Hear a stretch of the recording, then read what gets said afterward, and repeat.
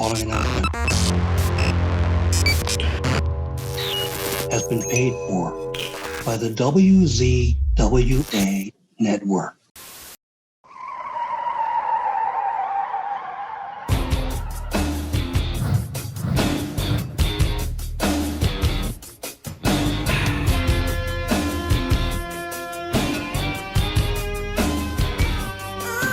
Ladies and gentlemen, welcome to the Insider's Edge podcast here on the WZWA Network. I'm your host with the most on the West Coast, Karlifornia in Fury. What a joy and a privilege to be with you all once again. And it's a joy and a privilege for me here today. Well, tonight for me, today for him, to introduce to you my guest at this time. He's former NWA South Atlantic Tag Team Champion, but more importantly, one half of the first ever Cruiserweight Tag Team Champions in WCW alongside Elix Skipper. He is the one. He is the only. He is Kid Romeo. How are you, bro? Yeah, baby. What's going on, man? I'm just chilling down here in Florida. Excellent, bro. No, I'm doing great. It's great to have the opportunity to talk to you today and learn a little bit about your time in the wrestling business. First question, as per usual, usually it is, how did you become a fan of professional wrestling before you actually got in the industry? All right. So I'm Latino. I'm Puerto Rican.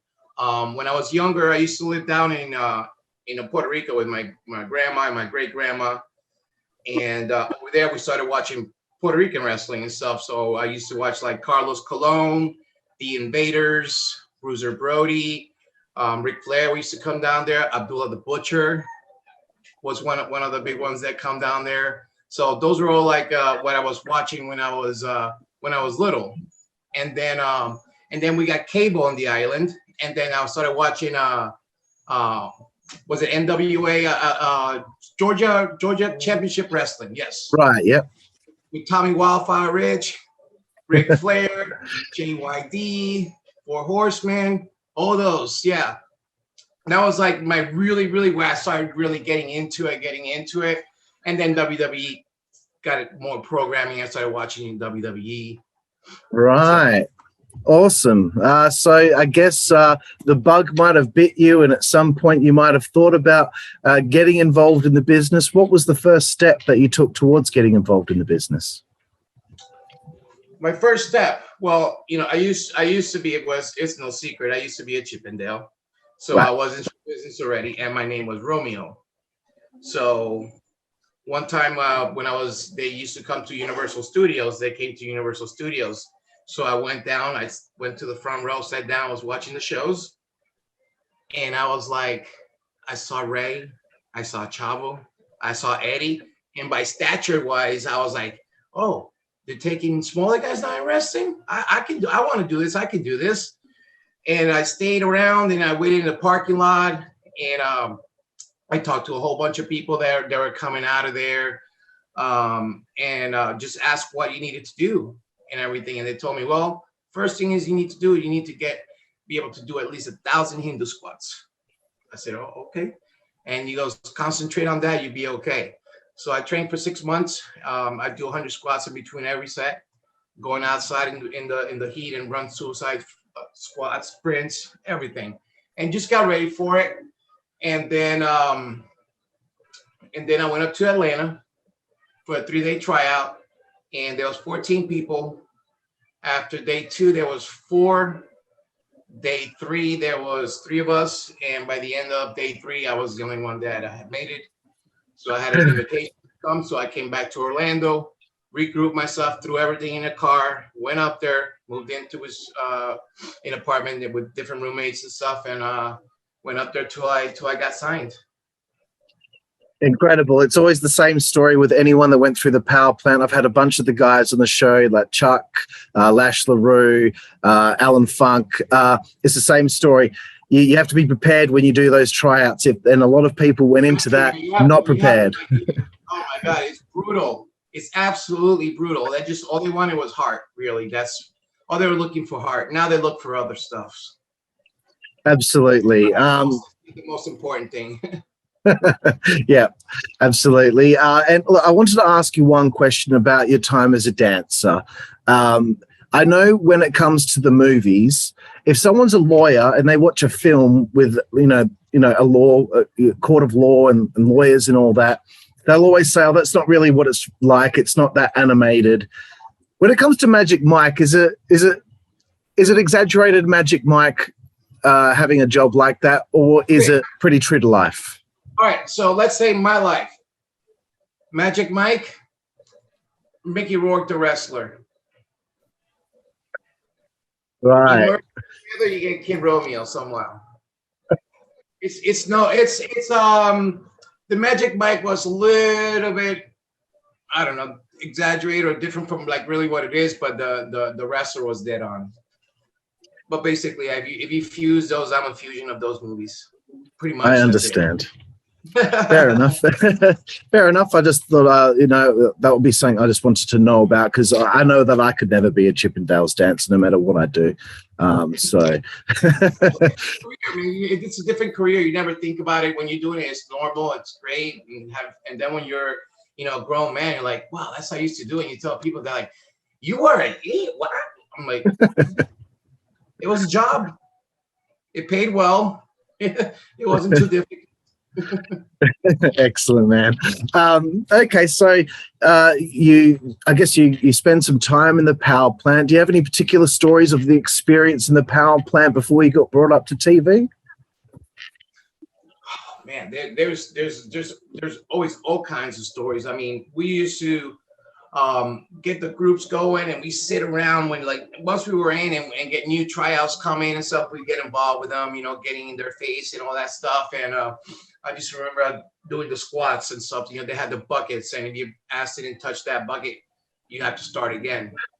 And sometimes they wouldn't start you all over again from 1 to 100. It was a mental thing, and once you're mentally broken down, you're broken down. So, a lot of these guys, I saw them, literally squat and then just shit their pants. Literally, you can't control your bowel movements and stuff, and then they had to wipe it off, and then they would go on their back, and Sarge would say, "Tell me that I am a dying cockroach, sir," and then say it, and then the whole room would just go off like, "Oh no, he didn't say that." And then it was kind of like the Bruce Banner walk of shame. They walk back with their bag, and they look back and walk, and they would look back again, and then they're out. That was their. Oh dear, how tragic. But the story is always the same in the power plant, but this is what made a lot of the guys, especially around the time that you were there, who they were and why when they finally came onto TV, they were ready and, they fit the part, I suppose you could say. It molded us. I think it molded me into who I am now with the discipline and the toughness and everything that, you do something like, I can't do it. You keep going because you can do it. Now I'm a business owner, and once I got out of wrestling, I had to look for something to do. And I found somebody, and this guy brought me into the pest control business. And then after that, I've just, pretty much taken it and run off with it. And I use all my wrestling and fuse it again, wrestling with pest control now. I'm a fusion of that. There's no movie for pest control yet. Maybe they'll make I find somebody that wants to write a story about me. No, it's cool, Joey. This is my WCW belt, but I got a Commando Pest Control Championship Wrestling belt. So I worked the gimmick. Excellent, bro. Excellent. One thing I thought was really interesting, because I've seen every episode of Saturday Night during this period of time. A bunch of you guys are brought up to TV onto Saturday Night at the same time, a whole heap of you guys. It's around September 1999. Your debut match is against Alan Funk at the Leon County Civic Center in Tallahassee, Florida. And then you wrestle him again the next day in Albany, Georgia. Please tell me about the first match that you had, your memories of finally, getting out there and performing on WCW Saturday Night. I don't know. If you watch my first match, I came out with most of the guys were pretty generic coming out your first match. They have no clue who they want to be, what were their gimmick pretty much or anything. I came out as Kid Romeo. I came out with glow sticks. I bought my own jacket because for that they still haven't made like your complete outfits. I had somebody make my tights, everything. So I came out dancing, glowing sick, doing my thing, and walked out to the ring. And Alan walked out angry, yelling at everybody. So he's been pretty much angry Alan. That was him. So he's been a character always like that. But yeah, that was my first experience. Anyway, it was good. It was really, really good. And I remember I believe I won the first match, and then in the same taping we went again, and then they gave him the second one. And on the second one, I remember going out, and when I'm going, I see myself coming, and then when I'm going up to the ring, somebody put a piece of tape on my back, white tape on my black jacket, like this long, and puts it on. And they let me go out like that. I was like, what? And that's when you start to learn how people rib you and stuff like that. That's excellent. This cast of guys that came up on Saturday night at this time, I just want to list off some of these guys. Rick Cornell, Alan Funk, Chuck Palumbo, Jamie Noble, Mark Jindrak, Mike Sanders, Johnny Stamboli, Elix Skipper, Jimmy Yang. There's probably some that I've missed there, but this is a heap of guys all at one time proving themselves on Saturday night. And I guess it's kind of like Jimmy Hart's show. And, for a period of months there, this show is about all of these younger guys, getting their feet wet in the business. I just thought it was interesting to point that out, everyone coming up at the same time. I guess there would have been a bit of camaraderie amongst all of you guys. Would that be right? Yeah, there really was and stuff. And Jimmy Hart was the one that I guess discovered me and pushed me. I was the first one to be, I guess, discovered in there and pushed. Simply we went to one of the things that were filming something, and we were helping out, helping out, doing whatever. And Jimmy Hart was there, and he just looked at me. He's like, "Hey kid, what's your name? Come here." And I started talking to him. I told him what my name was, what I used to do, this and that. He's like, "Oh, I like that." And then, his voice and stuff. And next thing you know, I got pulled in and stuff. And then it was just, it was downhill from there, or uphill. Sorry. Yes, no, there was something that I did notice. It was good. It was good after that and everything. He really took care of me. He really protected me. He definitely protected me and stuff like that. And I was kind of like protected in WCW a little bit by Arn Anderson, Jimmy Hart, and there was other ones and stuff that that was protected. I was taken care of. Yeah, that was something that I'd noticed through this portion of time. You and Chuck Palumbo seemed to get a lot more wins on Saturday night than a lot of the other guys they'd win one, then they'd lose one, and you know what I mean? I'm glad you noticed that, because I guess at that point, not taking anything away from anybody, making myself anything, is they got to pick somebody, got to start everything, and it was just I was for the cruiserweights, and then Chuck was for the bigger guys. And God, we had guys with bodies behind me and him that were very good looking with bodies, everything. Just me and Chuck were like the first ones they picked to start going like that. So just blessed for that reason. But that also gets you heat, and it gets you a little bit of animosity from the other peers. No names mentioned, but you do get it, because they're like, "Oh, look at this guy. Yeah, he was a stripper." But that's how it is. When you're on top, everybody wants to knock you down. Of course. Yeah, no, I did notice that you two specifically seem to be getting those wins. Your worldwide debut on the 20th of September in Rome, Georgia, you beat Mike Sanders. Then there's several wins on Saturday night over Jamie Noble, Rick Cornell, Elix Skipper to end 1999. But one match I wanted to ask you about. Oh, sorry. Go ahead. One match I wanted to ask you about, January 5th, 2000, Chavo Guerrero Jr., he defeats you in this matchup. It's on Worldwide in Rock Hill, South Carolina, but that must have been your first real big test there. You're working mostly with you guys from the Power Plant, but now you're working with Chavo. How was that for you? Where was the match with Chavo? It wasn't in Colorado? My information said Rock Hill, South Carolina, but the internet can be wrong sometimes. So yeah, you're right. Sometimes I was thinking that it was in Colorado, because I remember they had air tanks at the thing. When you finish the match, everybody was dying and stuff like that. So I'm not sure if it was, I think it was Colorado or anything, but it was really a good match. It was very, very competitive and everything. And it was a very good match. I was able to do, the thing I was able to do there, I was able to be myself in WCW. Everything I did, they would tell me do more and more and more and more and more, which was great. And then, when we closed out and went to WWE, it just went,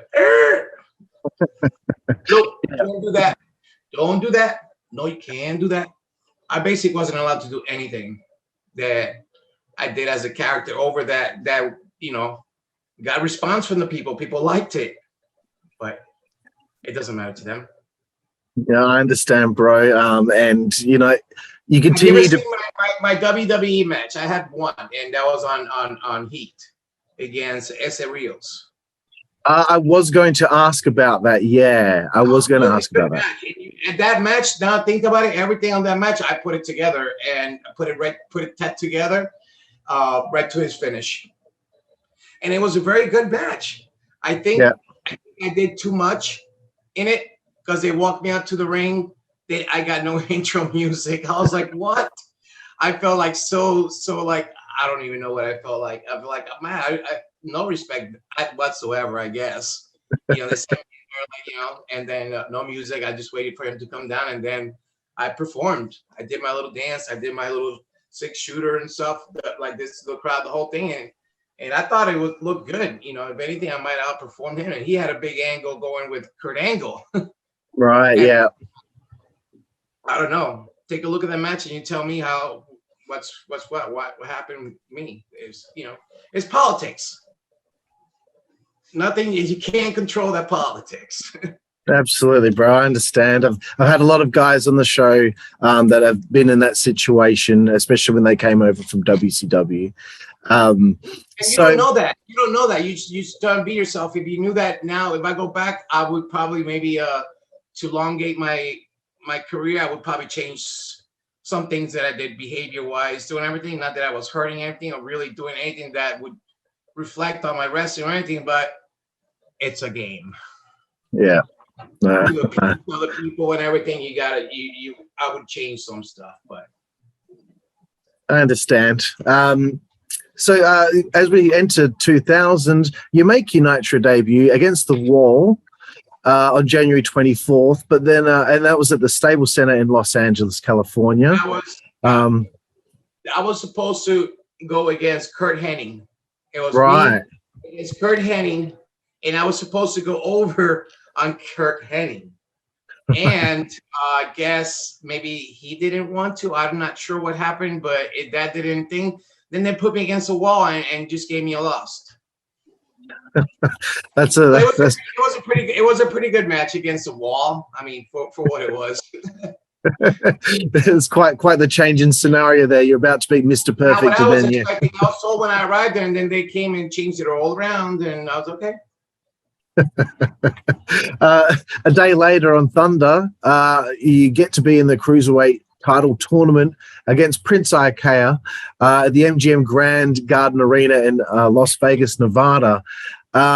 So you got to start to get onto television there. From February to April, you work mostly on Saturday night, and you win all your matches over Noble, Skipper, Lopez, Allen, before you're again defeated by Chavo on Worldwide on April 11th. So all of this is happening in those months there. It's a bit of a weird time in WCW with the changing of the book and everything. But one thing that I found interesting was after all this process here, all of a sudden, you go to New Japan Pro Wrestling. What was that all about? Did you leave WCW, or was this like a deal between New Japan and WCW? What was that about?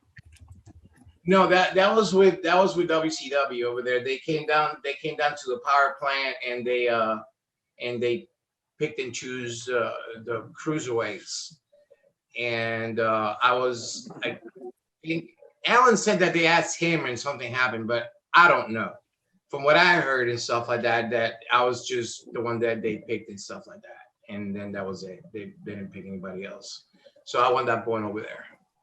And that was really a good experience. It's an awakening to the strong style. When you go out your first match and you're like, poof, oh shit, what? Okay, all right, let's go. And then you start sniffing right back. I walked out with Japanese guys bleeding and stuff, their nose and everything, because I laid my shit in. I was like, I'm not gonna be nobody's punching bag. If you don't fight back, if you don't fight back, they will eat you up. Absolutely. And nice as hell in the outside of the ring and everything, but in the ring they will eat you up and spit you back out. Yeah. The debut there was May 19th, 2000. I'm going to try and get these names correct. Koji Kanemoto, Minoru Tanaka, and Shinjiro Otani defeated Dr. Wagner Jr., El Samurai, Kendo Kashin, and Minoru Fujita in the Korakuen Hall in Tokyo, Japan. You worked 40 matches for the promotion. 7 are singles matches. How did you find the multi-man matches? Which matches? All those multi-man matches. It's usually like a 6-man tag or an 8-man tag. I like that, man. You don't take a lot of punishment. You're in and out, get your shit in, and tag out. That was one of my things. I guess call it getting your shit in. I heard some podcast said that. I guess I didn't know that was a word circulating me that I always wanted to get my shit in, and I was like, I just want to put on a good show.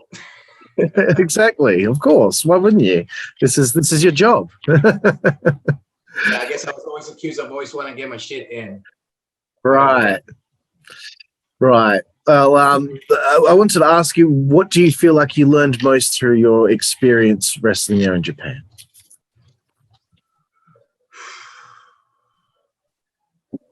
What honor is and respect is.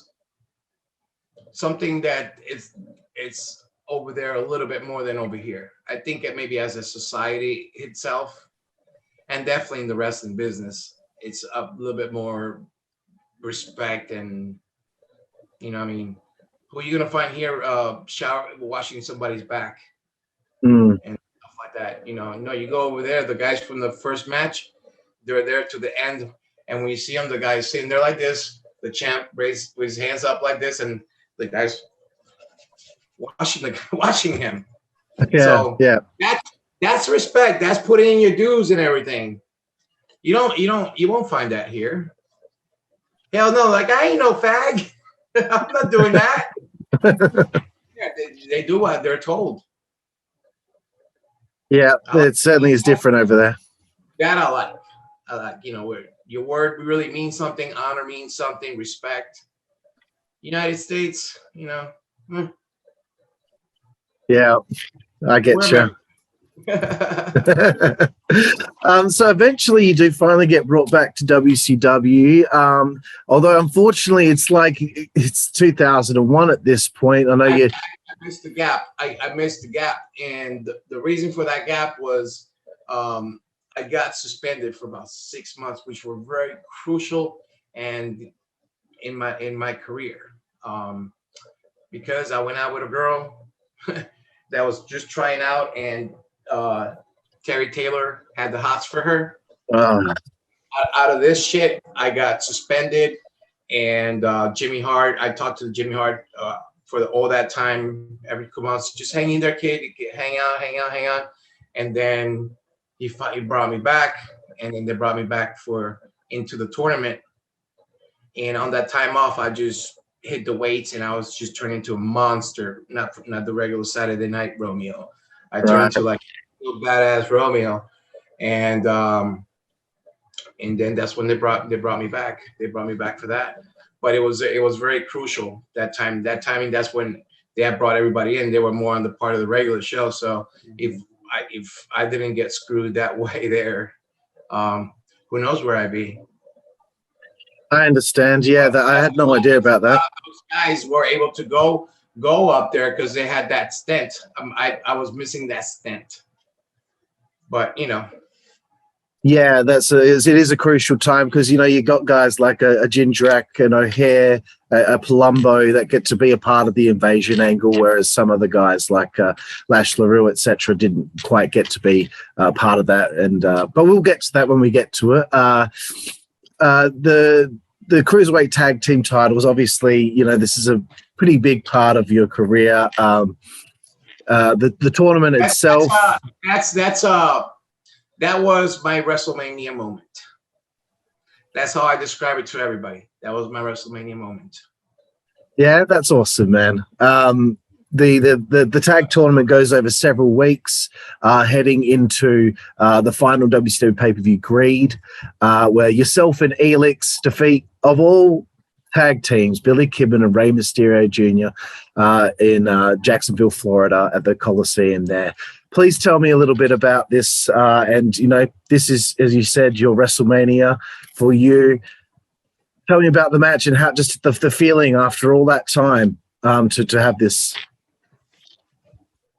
Well, it felt great, and I was surprised when they told me what the plans were and everything. Knowing that wasn't supposed to be the outcome, they were supposed to win the belts. But when I came back, when they saw me, they changed minds. That's what happened. They saw me how I changed the whole thing and everything, and they basically know we're gonna put it on them. So. So that was very, I was surprised and I was honored and happy and stuff and nervous because I've been laid off for a while. I used to go to a Turnbuckle at Dusty School up there and train up there for a while. That was doing my suspension and stuff like that. And to try to stay in shape, but it's not the same if you go every single day. And my cardio was a little bit off. So going through that match was a little bit tough. If you see me there after I get the pin, I'm like this, and I just high roll off. That's for real. That wasn't even a sell, but it was a good sell because it was a sell. It was a real true sell. And Absolutely. I was very, very exhausted in the match. I was not used to going that length of time. So right. Yeah, so it was an incredible match, and That was the best match of the last pay-per-view in WCW history. Yeah. It doesn't matter who else or bigger names and everything. As far as the match, that was the best match. Yeah, I agree. And this is kind of a really weird time because you got to become Cruiserweight Tag Team Champion. They just brought these belts in. And then only a few weeks later, it's the 26th of March and it's the Final Nitro. I've asked a lot of guys how they found out that this was the end. Was it the same for you when you arrived to the building and you saw WWF? Well, we didn't know we knew once we were there for a while. They told us that what had happened. Everybody's like, "Oh man, what?" And they went to go ahead and then we were supposed to retain the belts, and then they changed it, and WWE changed the outcome of the match. That's not what it was supposed to happen. It was them. So they got the win over us then. And then that's where Shane came in the room with, I forgot who else he came in the room, and he went around the room shaking hands and kind of pick and choosing people. When he got to Elix and we got like a head nod. Hey guys, how you doing? Up to the next one. Booker T. Hey Booker, what's up? And everything, it was kind of one of those. Right there, I looked at Skipper, and we said, we're fucked. Kid you not. You can ask him that. We just looked at it and said, that's not good. Yeah. No, I completely understand. Because when I interviewed Alan, I spoke about the fact that he was at this point of his career where he was on pay-per-view. He was on that grade pay-per-view wrestling Jason Jett. He was finally getting to that spot. You're in the same position. You're getting that spot now. You're on pay-per-view. You win a championship. Okay, now things are starting to work out. And then the next thing you find out, your contract's being picked up like a bunch of these other guys, and you go into Heartland Wrestling and you're back in developmental. Well, I guess that's what they called it then.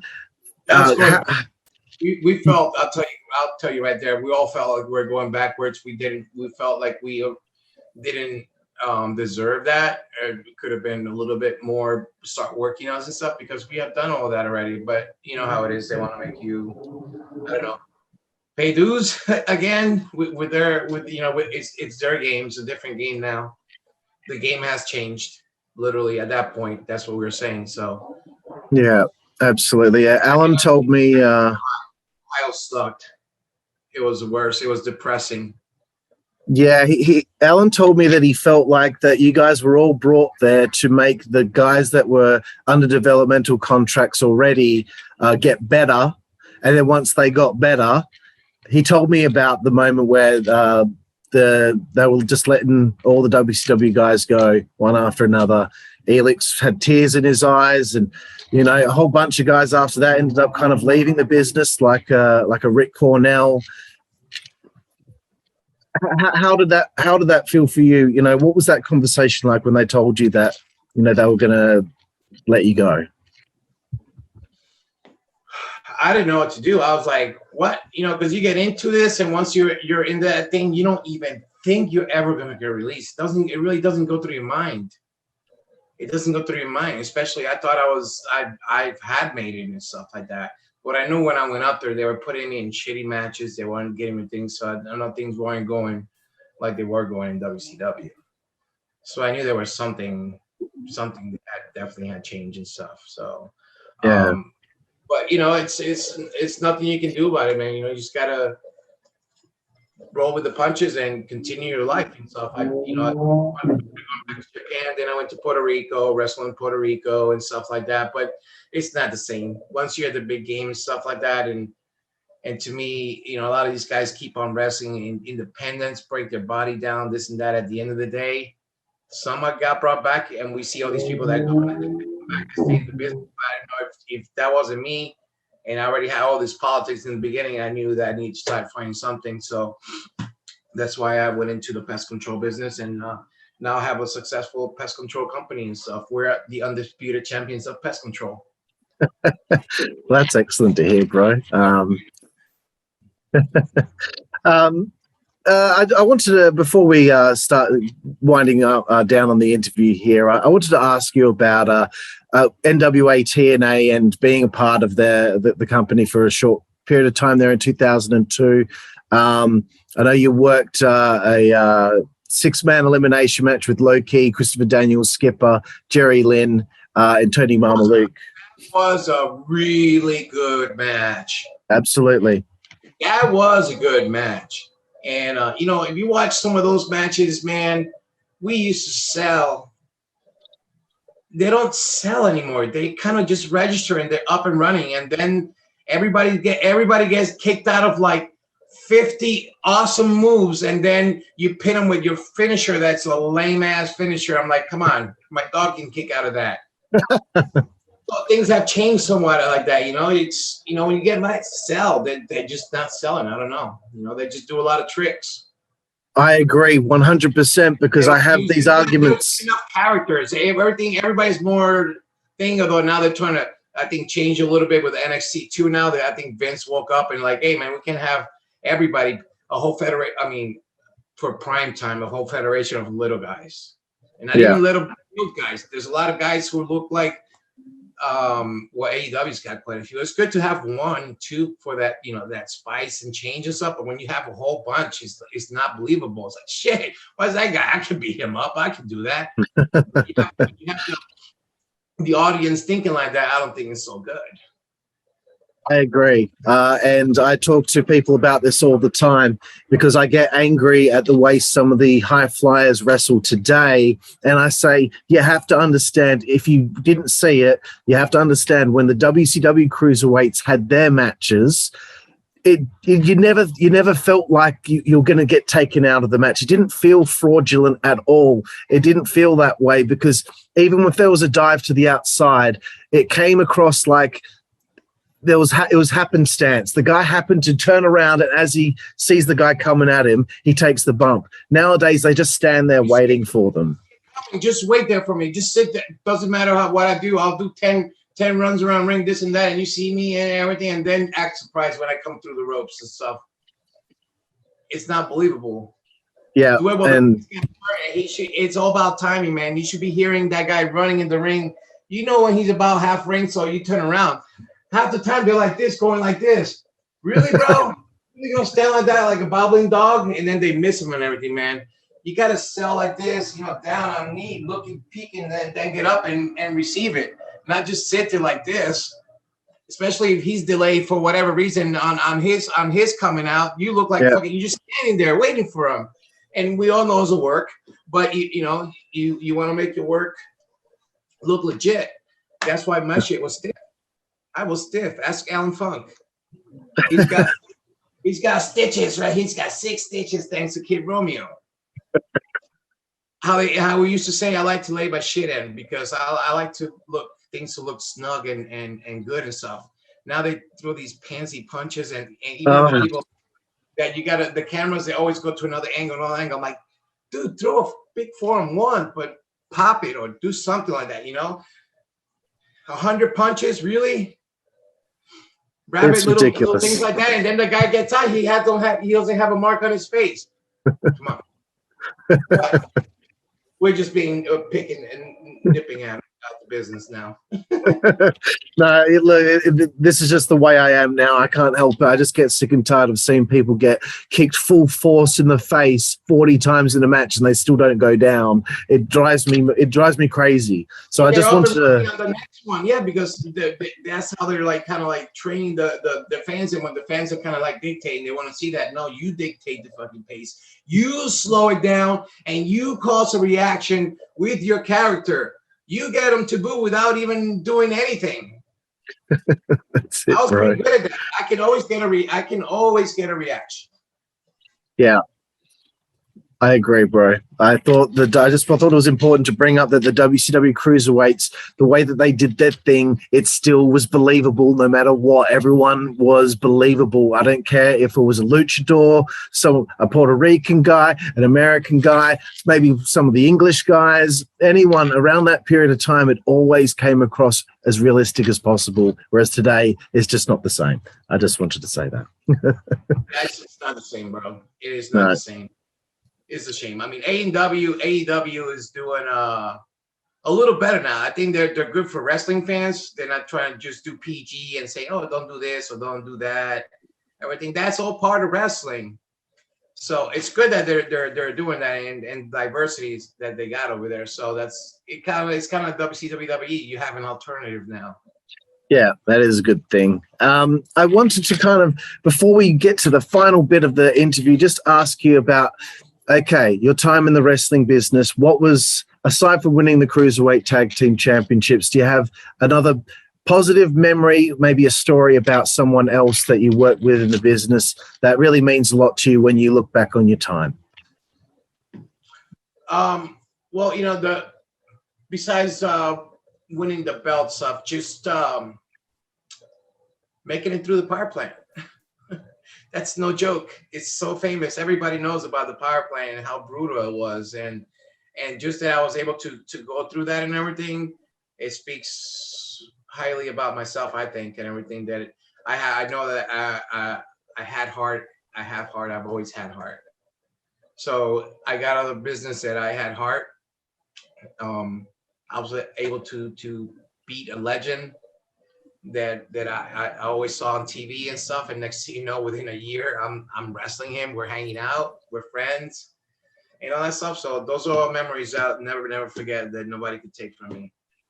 Because everybody said before I was training for this, including my parents, God bless their souls. You're not gonna do that. I did. So, sometimes you have to just go for yours and make it, So I'm very proud that I was able to make it through the power plant and that I was made it to the very end and beat a legend, a friend, and a coworker here. Absolutely, bro. That's awesome to hear. Thank you for sharing that with me. I guess the other question I wanted to ask was, okay, WCW went away. You went to WWE Developmental. They screwed they screwed the invasion up. Let's be honest. That angle could have gone on for 2-3 years.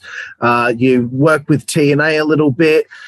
I know you do some other independent things. You kind of talked about it earlier about getting out of the business and starting a business of your own and being a part of what you're doing now. What was there a point where you're like, you know what? I need to stop this wrestling thing. I'm going to retire from this thing because you're at a crossroads in your life. Maybe is that the reason why you decided to retire? Yeah, because I mean, once WCW closed and then WWE let you go, I really didn't know what to expect or what to do. I know TNA was around, so my thing was I was with TNA, and then when I got somehow bamboozled into the politics again, and the phone stopped ringing for the things, I'm like, all right, what's left? I didn't know if I wanted to go to Japan and stuff like that, and do all that and live like that way. Long story short, I met a girl, fell in love with her and everything, met a guy at the gym. He offered me this, I took it and ran with it. That's fantastic, bro. Hey, there was no other place and stuff like that. I mean, this is like, you couldn't make a joke or do anything like that. With TNA, WCW was a girl, and then I got accused of dealing drugs for TNA in Nashville. That I was selling cocaine. Okay, I'm getting in a plane and I'm flying to Nashville with drugs to sell coke to the boys. Tell me that's not a ridiculous one. That sounds ridiculous. I forgot who it was. There was a broker called me like, yeah, there was a word. I'm like, dude, use your common sense. Think about it. You think I'm really gonna risk everything like that to go sell a couple of dime bags or nickel bags? How much you think I'm gonna take? Like a quarter kilo? That's worth my while. Exactly. You gotta watch what you say. You gotta watch what you say. Anything that's joking, anything will take on the thing like that. And look, boom, it came like that. And ever since then is when I started going like this in TNA, because I was really good. Jeff Jarrett liked me and everything, and then some people, and that was it. I understand, bro. And they weren't using. They were just pretty much honestly jobbing me out, man. I was like, are you kidding me? But it is what it is. So. Yeah, I understand, bro. At least I was able to take part of that. I was part of TNA. I was part of WCW. I was part of WWE for a while. New Japan. So I mean, I covered 4 of those. So that's good for me. I accomplished something in the wrestling business. I guess I'm in the history books. You are, and you're speaking to somebody from Australia right now. That's worth something. I'm in the history books that nobody can take that away from me. That's it, bro. It's 2021, and your story is still so important because you accomplished all of this all those years ago. Like 20 years ago, WCW went out of business, and it's still a story that's people want to hear. It's better now. It's like wine. We're vintage now. Yeah. I want to know how it was back then, what we did and everything compared now to what it is now and stuff like that. So it's almost like everything that goes out comes back in. It's our time. It's our time. We're back and stuff. So, and I use my character to its fullest extent with mixed with my pest control. So excellent, I'm still working the gimmick to this day. I will die working the gimmick. Awesome, mate. Was there anything that you would like to? I think Sergeant Buddy Lee Park in Pistol Paz and the Assassins, Jody. Those were my leaders and stuff. So, thank you to all you guys, and Jody, rest in peace. Just wanted to thank those because those are the ones that made us. Excellent, bro. Thanks for sharing that. We have one final segment when we end the interview, bro. And this segment is called 5 Second Frenzy. It's quick fire questions for quick fire answers. It's just to get to know your favorite this, your favorite that, different things in your life. So it's not just about wrestling, but there are a few about wrestling. The first question here, Kid Romeo, is who is your favorite wrestler of all time? Me. Excellent choice.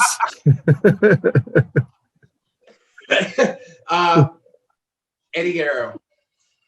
Excellent. Do you have a favorite opponent? Rey Mysterio. Excellent. And the third one and final one about in Alan Funk. Don't want to get Alan angry.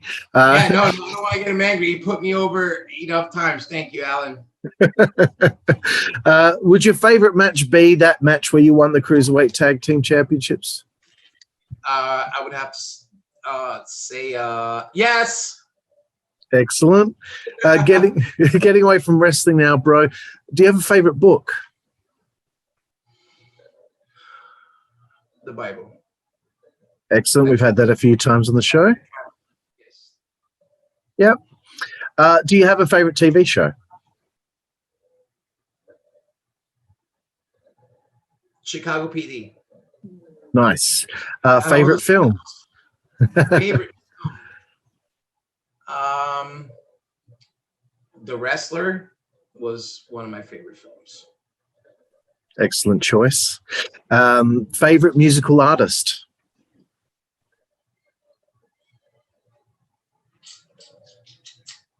I have a whole bunch. I don't even have a favorite. I don't even know if I have a favorite one, really. I like That's a little okay. bit of everything. Right now, I listen to a lot of jazz. I guess I'm getting older. I'm more relaxed and everything. But then I put my Pitbull mix in the XM and I'm going all off. But you know when you're getting older, when you're hearing the music and you just go like that, but you don't know who the fuck's talking, who's singing. Yeah. You read it on the radio. So I try to stay relevant, so because you gotta stay current with stuff, or else then you really get old. That's it, bro. Getting away from the arts now, do you have a favorite food? Do I have favorite food? Oh my goodness. I like alcapurrias. I love Oh, alcapurrias. very nice. Fried bananas mashed with beef in the middle of it, and then they roll it up, freeze it, and then they unfreeze it, and they deep fry it. That shit is good. Oh, man, that sounds fantastic. Do you have a favorite place to eat on the road? Subway. Excellent. 3 to go here for this segment. I don't know if you're a drinker. If you're not, what is your favorite alcoholic beverage, or just your favorite beverage in general? Shot of Jack. Very nice. Second last one. Second last one of 5 Second Frenzy is the naughtiest one. Your favorite female body part. If you check out a good looking lady, what will the eyes of Kid Romeo be drawn to first? A nice big ass with boobs, big boobs this close behind. I like everything. I like everything exaggerated. Excellent, bro. And the last one on 5 Second Frenzy, favorite curse word. Fuck. Yeah. Fuck. Like that. Yeah. This was family. I do about fuck, shit. Yeah, if this were Family Feud, fuck would be the number one answer for that question. But Kid Romeo, I just want to thank you so much for your time on the show here. And I always like to say this because it's important that I say it. It's 2021. WCW was, you were flying high with them over 20 years ago. And I live in the most isolated city in the world, Perth, Western Australia. And I remember you from back then and thinking, wow, this guy is a talented guy. So for all the way over there to all the way over here to the most isolated city in the world, you had fans over here that appreciated everything that you put into the wrestling business. And I'm so happy for you with what you've accomplished and what you're still accomplishing today with your pest control business. And you're still working the gimmick. I love it. I just want to let you know how much I appreciate you as a fan. Well, thank you, man. I appreciate that. That's one of the good things about this business, that you probably have fans and people that remember you that you don't even know, and in the most furthest places that will still remember you if you were there and went through, and you were part of their childhood or something like that. So it's got a little bit of goosebumps. That makes you, it kind of still makes you feel good. I mean, I still get contact and send letters here and there. I just had somebody from Australia that wrote to me on Messenger, and hey, can you wish my kids a happy birthday, because I was a big fan. I always told him, and he showed him matches and everything. I was like, wow, after all this time he's showing his kids matches of his favorite wrestler. So I actually did a video against Amira with the belt and everything, and I wished him a happy birthday and stuff. So that was pretty cool. And he sent something back. Wow, Kid Romeo, both of them. Thank you. So that was kind of cool. Oh, that's awesome to hear, bro. From Australia. Oh, that's great. There's a few of us over here that are big fans of Kid Romeo. Awesome. Bro, I just want to thank you again for your time, for being on the show today. It really meant a lot to me.